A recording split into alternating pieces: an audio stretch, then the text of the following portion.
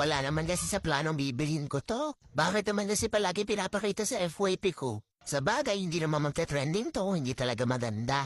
Isa pa, sobrang mura lang. Kaya gusto ko rin talagang itry ito. Ang dami ko na nakikita at nababasang good reviews about dito. Kaya panahon na para ako naman training.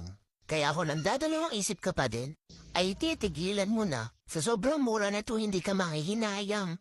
Kasi sulit na sulit yung bayad mo dito. Tamo, pag dumating sa'yo, wala naman kasi sa planong bibilhin ko to. Bakit naman kasi palagi pinapakita sa FYP ko? Sa bagay, hindi naman magte-trending to, hindi talaga maganda. Isa pa, sobrang mura lang. Kaya gusto ko rin talagang itry ito. Ang dami ko na nakikita at nababasang good reviews about dito. Kaya panahon na para ako naman training.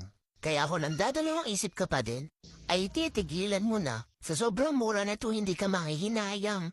Kasi sulit na sulit yung bayad mo dito. Tamo, pag dumating sa'yo,